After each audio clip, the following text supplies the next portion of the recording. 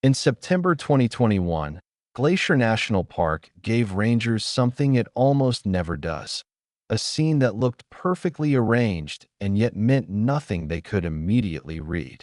A patrol team moving along a fog-shrouded spur above a narrow gorge came upon a tent pitched with care, its guy lines taut, its corners staked cleanly into the damp ground as if by a hand that did not rush.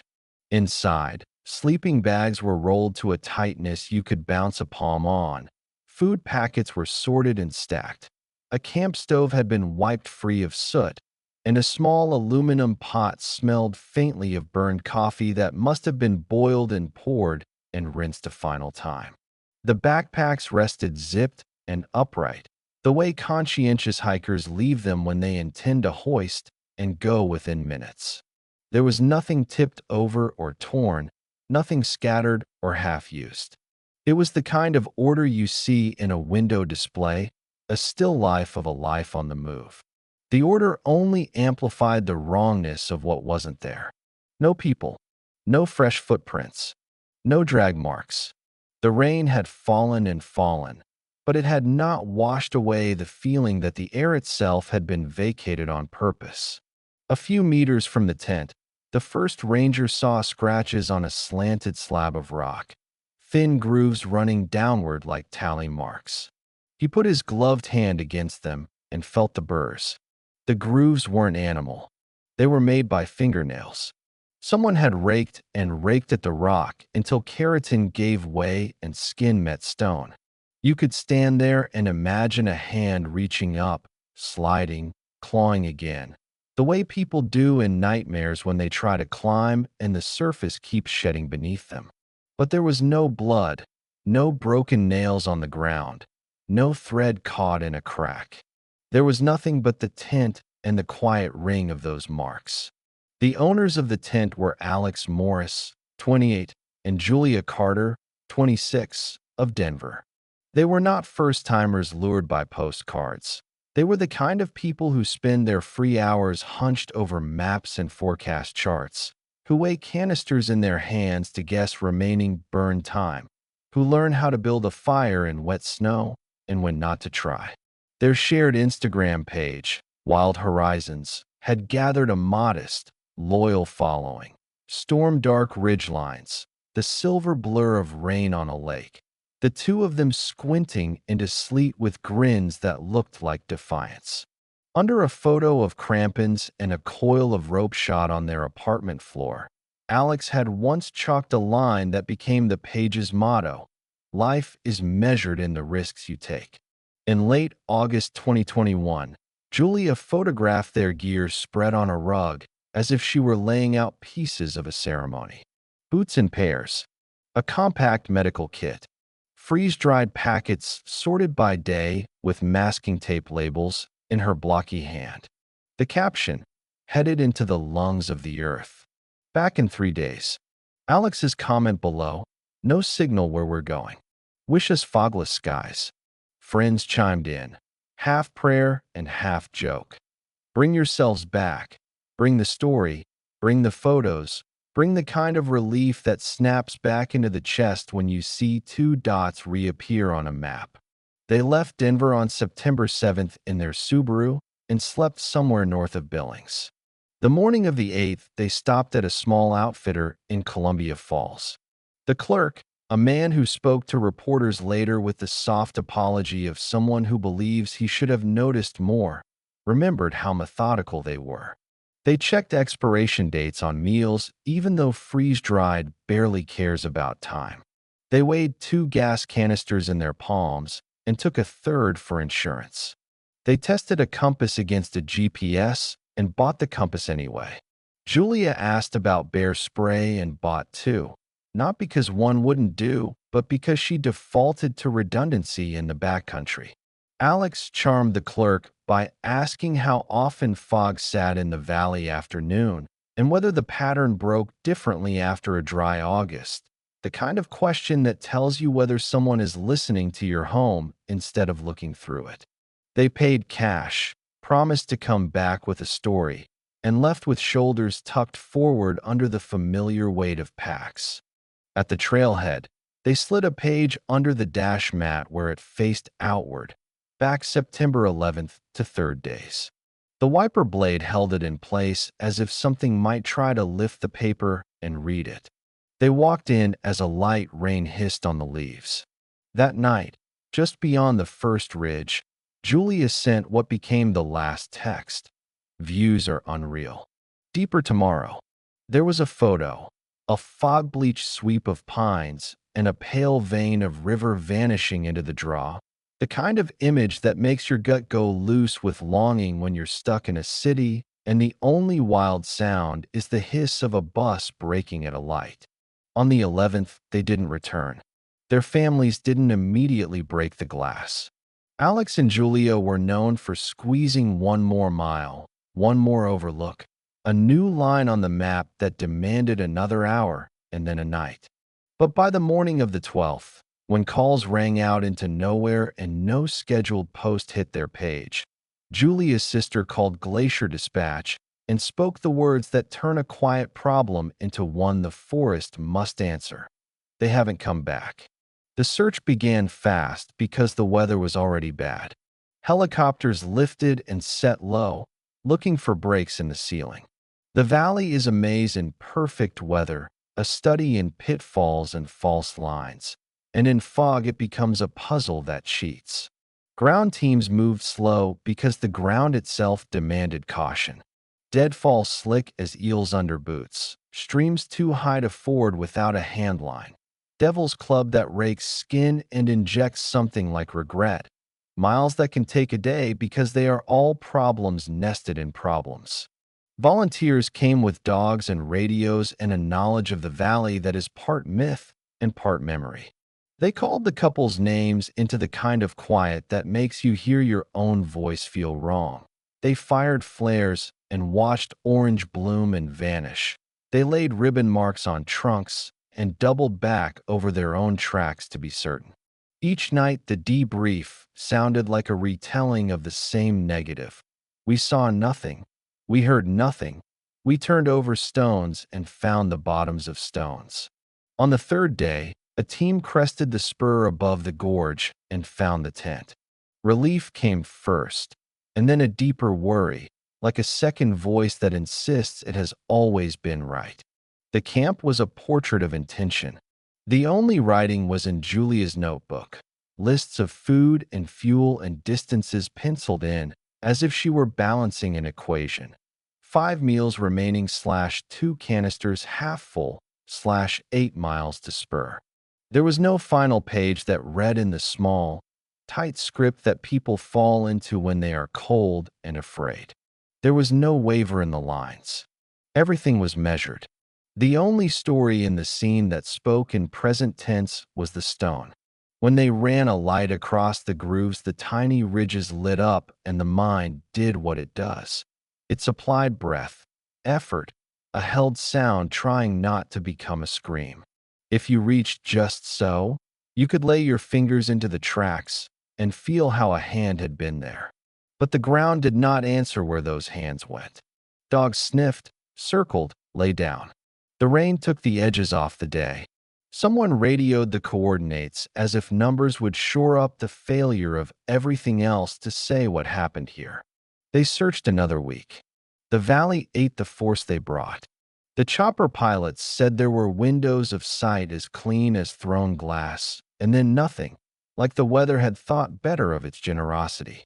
On the ground, teams found false leads, a scrap of fabric that was a lichen, a line in the duff that was a root, a glint that was an angle of wet bark. The human brain will supply hope if you let it. The professionals know how to keep the leash short. On September 20th, after 12 days, the official operation suspended. Alex Morris and Julia Carter were missing persons, and the file had a number that would be easier to hold than their names. The families did what families do when there is no body and no story. They made posters with smiles in those pre-vanish months that feel like a punch later. They raised money to keep volunteers in the field. They answered messages from strangers who offered theories and visions and dreams and blame. They tried to stop refreshing the last photo and failing. In Denver, their apartment stood with the kind of awful tidiness that follows departures: a water glass on a counter, a book with a receipt marking 10 pages in, a plant that kept leaning toward a window hampered by blinds. The Wild Horizons page kept humming in comments and DMs. Any news? Any sign? Any idea which direction? The strange economy of attention that follows missing people came to their door and sat on their steps. Winter pressed its white answer on the valley. Snow buried the markers. Streams froze, then boomed and broke and ran again. Spring scoured the gullies and swept last year's clues out to the flatlands. If you live near a place like Glacier, you measure time by the return of a certain smell in the pines, the line where snow withdraws up slope like a tide. The first day you can walk to a certain rock without post-holing to your thigh. People noticed when the posters turned soft at the edges and were replaced by new ones for a new missing man, a new missing woman, because the valley is old and the list is long. But Alex and Julia stayed because their tent had been a stage set of care and because of the marks on the stone. In October 2022, the forest gave back half of what it had taken. 3 hunters working into a piece of woods 15 kilometers as the crow flies from the tent bushwhacked to a structure wedged up in a stand of firs. It wasn't a modern tower. It was the rough geometry of boards gone silver with weather, cross-braced, built by hands that knew how to wedge and spline and nail into living trunks. Hunters see a lot of things. Sometimes they see the work of other hunters. They climb the spikes with the kind of slowness that acknowledges gravity is rude and the smell hit before the sight. Rot is a note you know immediately. Sweet, heavy damp laid over the dry fatigue of wood. Inside, a human skeleton sat against a wall. Scraps of a blue jacket hung on bone like the memory of a gesture. On the board near the door were scratches again, not fingernail thin now, but deeper, as if a hand had used a shard or a nail as a tool and worked at the timber. A backpack leaned in a corner, and in it a driver's license that said Julia Carter, Denver, Colorado. The hunters climbed down fast, voices stripped to basics. The dispatch log from that afternoon is all clipped nouns and coordinates. The next day, investigators went up with ropes and harnesses because the boards had not been meant to bear more than one man at a time for very long. They moved like people who know what a step can do to a leg. They photographed the boards and the door and the angle of light falling over dust motes, as if cataloging the sun might tell them how long it had looked at this room. The door had been barred from the inside with a length of 2x4 slid into brackets that had been nailed long before by someone who knew he might one day need to close out a bear or a man. The bar could only have been set by someone inside. There were claw marks at the brackets, lines raked into the wood that spoke of a decision reversed too late. The backpack answered nothing and everything at once. Inside were sealed food packets, a water filter, 1 can of bear spray, a compact headlamp whose elastic had gone slack, a camera with a dead battery. When they charged it, they found photos that ended at a river bend the dispatch map could not exactly place because the light in the valley repeats itself, golden on wet stones, over and over across the years. The last image was of Alex, shot by Julia, his head cocked as if listening, a grin set as if he were trying to make her laugh in the fog. Behind him, the trees closed in and the air looked hung with particles white enough to be either mist or dust or breath. The coroner could not draw a precise line between one cause and a single event. There were no signs of long starvation on the bones. Hypothermia was the phrase typed into the report, a word that holds inside it stages of thinking and then not thinking, a slow forgetting of why you are cold, and then a comfortable warmth that is a hallucination. There were shallow scratches in the distal phalanges of 2 fingers that matched the gouges near the door. If you suggest to yourself that you can feel a person trying to lever a bar back up once they have dropped it in fear, you will have trouble sleeping. There was no blunt force injury on the skull. 6 months later, in April 2023, a crew clearing blowdown 2 miles from the blind found a second skeleton half covered by a fallen spruce. The bones were splayed the way gravity lays a body when the soft parts go. The skull bore a fracture across the back left parietal, a neat thin curve where something blunt and flat had struck. The forensic dentist matched dental records to Alex Morris.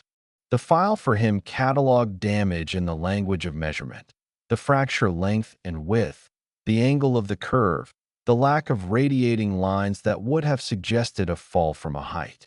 It looked like a single impact, not a tumble. With 2 bodies and 2 maps of where the forest had laid them, investigators began to do what investigators do: build versions and test them against surfaces that refused to take knife marks. One version said this: they became lost in fog, the way fog can make a compass spin in your mind even when the needle stays honest.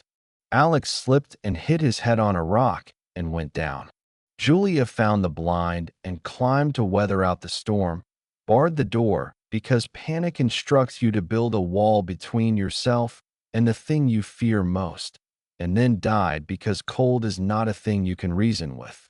It was clean, that version, and it fit some ruled lines in a notebook somewhere that said most tragedies are stupid in their origins. But it did not answer why food that would have bought days was untouched. It did not answer the scratches. It did not answer why her last act after barring a door was to try to undo the barring. Another version walked around the room and looked out the other window. The blind was not a tourist shelter. It was the kind of hide illegal hunters built so they could watch a game trail without leaving scent or spoor, a platform that kept meat up out of bear range and eyes out of rangers' lines. Poachers have used Glacier's deeper woods since before any of the men who came forward to talk were born, and whenever a case is unsolved in a radius that includes game, the talk returns to men who prefer the law of their hands. If Alex and Julia had stumbled on the blind while someone was near, what would have happened? If they just saw someone but that someone saw them, what would that man do to witnesses who could draw a ranger to a place he thought safe? The fracture in Alex's skull would fit something like a rifle butt or the flat side of a hatchet swung backhand. The easy thing, if you were that man, would be to make the forest appear to have done the work by itself and keep your own hands clean of powder and the kind of scratches that Telelabas story cops can use in a room with hard chairs. And what would you do with the woman? You would put her in the blind and take the ladder away. You would wait until the woods did the work for you. You would know the door bars on the inside, and you would know that if you had left the ladder in place, a stranger might climb. So you would pull it up and go. The trouble with that version is that it requires a man who is not a rumor, but a person who breathed and stepped somewhere and left nothing of himself except a clean absence. And clean absences can't be put in front of a judge. Investigators went through every poaching complaint in a decade. They visited men who shot elk out of season for meat, and men who shot for antlers, and men who got caught, and men who got warned, and men who never answered the door. They drove gravel roads to trailers with one light. They sat with retired wardens who could still put their finger on a map and say here with the pleased certainty of recollection, and then frown because the here is gone when the trees change. They listened to stories they could not use in reports. Of a group in the 90s who hung deer in trees like laundry and moved camp every third day. Of a man who built his blinds with ladders that pulled up like drawbridges because bears can climb, and so can other men. Of a place where shell casings were never found because someone had bothered to pick them up with a magnet on a stick. The case file fattened with things no jury would ever see. The Wild Horizons page took on a life apart from its owners. People made collages of their photos and wrote under them as if it were a memorial, then apologized in comments for speaking of people in the past tense before anybody told them they could. Someone geolocated one of the old photos and posted it with an arrow to a hollow they thought looked like the entrance to the gorge where the tent had been. The families begged strangers to stop mapping the dead. They asked people to stop tagging the valley, a word that makes a place into a product. A local guide wrote a long post that said sometimes you do not speak the names of places out loud because respect is a fence you build with your mouth. Search and rescue volunteers tell a story sometimes about what hypothermia does to thinking. You begin to make wrong bargains. You begin to unbutton because you believe you are hot. You take off a shoe to see whether your foot is still there and forget to put the shoe back on. You make nests. You crawl toward light that is not light, but the brain's last mistake. The coroner put hypothermia in Julia's case because the bone tells only so much, and because the rest of the evidence in the room spoke of a long night or a set of nights in which the body forgot its tricks. But the notes the investigators wrote in the margins were more human. There was food. There was shelter of a kind. There was a way to undo the bar if someone tried very early and calmly before panic salted the hands. There is a version of the moment that involves a shadow moving under a door slit and a voice that is not a friend. There is a version in which she waited not to be saved, but to avoid what might be below, and then the waiting ate the time she had left. In Alex's file, the fracture looks like a parenthesis stopping a sentence. There were no secondary fractures. The blow could have been delivered by a fall against a flat rock. It could have been a man who swung a tool not designed for skulls. It could have been the butt of a rifle pressed into a shoulder twice a day for years and therefore heavy with habit. No one found Alex's hat. No one found a weapon. They found only a body from which the story had been taken. The park dismantled the blind in the week after Julia was identified. They brought a crew not because they sought to erase evidence, but because they understood something about human fear. If you leave a thing like that standing within a day's hard walk of a trail, someone will climb it. A sign in the drawer of an office said the work order had been signed because of safety. The truth is that a room where a woman died has a gravity to it. People visit gravities. Better to leave only 4 scars where the support beams had bit into the trees, and then watch them heal with cambium and time. By summer 2023, the case occupied the space reserved for stories that the place tells itself when it wants to explain to visitors why it feels the way it feels. A ranger on a guided hike will put a boot on a rock and tell about weather, about the quickness with which the valley drowns sound, about seeing a cloud fall downslope like an animal. If someone asks about the couple from Denver, the ranger will say the case is closed as a matter of paperwork and open as a matter of the heart. An outfitter in Columbia Falls will put a hand on a counter and say the pair had been prepared and that the clerk wishes he had told them to stay out, as if advice changes a heart that is already pointed at a thing it wants. In Denver, Julia's sister keeps a plan alive and moves it from sill to sill, looking for a light neither too hot nor too thin. Alex's parents own a pair of trekking poles that sat by their front door for a year like a dare before they slid them into a closet to die a private death. There is always a man who knows what really happened, and if you sit long enough in the barn nearest the park boundary, you will hear every one of those men explain the way one explains a knot that you didn't tie. They will say poachers do not waste bullets on strangers when the law is a swing away. They will say the blind was too old to be in use, and that if the builders had been alive, they would have pulled the ladder at night as a matter of habit, and Julia could not have climbed at all. They will say a lone grizzly sow has been known to paw at a door until a person inside believes the door is the law of the world. They will say that addicts sometimes stash gear in blinds, that a meth camp once ran in a drainage 5 miles away, that men who draw their own maps do not look up from them when two people with neat packs cross a line and vanish. They will say the valley takes what it is owed. The person listening to them will buy another beer because it is kinder than saying there is a difference between taking and being allowed to keep. What you can say without lying is that two people walked into a place that plays by rules it does not write down and were erased from ordinary time. You can say that their last clean acts, boiling water, wiping a pot, coiling a line, make a kind of halo that is hard to look at because it is so recognizably human. You can say that a bar slid into a bracket is not a confession, and that a fracture is not a signature, and that together they are a set of coordinates on a map that you cannot draw to scale, because there is no scale you can trust. You can say that some men build rooms where the law cannot see them, and that other men wander into those rooms without knowing what is expected of them to leave. You can say the rain that fell the day the tent was found is not the same rain that falls now, except that it is, in all the ways that matter when you are cold and alone. When the families finally received what was left, the arrangements were small out of necessity and principle. The memorial photos were the ones their friends already knew. The two of them in hats with ear flaps grinning like kids, a close-up of Julia's hand on the back of Alex's neck, a wide shot of a ridge that looks like a turned back of a great sleeping animal with two dots that are people forced into becoming scale.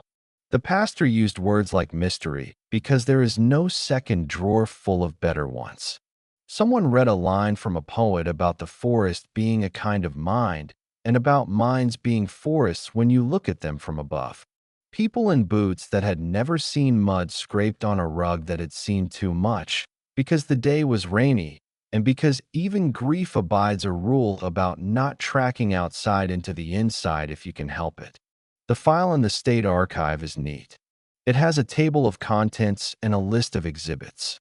You can, if you request permission, turn the pages and see the map with two circles and a tin icon and a small X where a man fell. You can see copies of a text that says views are unreal. Deeper tomorrow. You can see a line that reads cause of death, hypothermia, contributing factor, blunt force trauma. You can see dates that line up, September 8th, September 11th, September 12th, September 20th, October 2022, April 2023.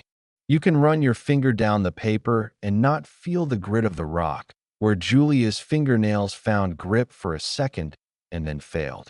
You can close the file and the story will remain open in the only place it knows how to be. In a valley where fog makes the real distance between 2 points longer than the map says. In a wooden room taken down and burned so other people would not visit its gravity. In a tent where 3 days of order made a picture that the world will keep forever because it is a rare thing to be that careful right before a mystery. And people save rare things whether they should or not. Hikers still pass the spur where the tent was found even though there is no marker, no sign, no here. They say the air feels heavy there in a way that cannot be traced to barometric pressure or sorrow alone. Some leave a pebble on a flat rock, the way people do at graves they have borrowed and must return. Some walk through faster than they intended and do not look back until they are around the bend where the path drops and the trees lean in like men conferring. In the evening, when the fog lifts for a breath and the light finds the cut in the ridgeline just right, the gorge releases a sound like a whisper interrupted by a small laugh.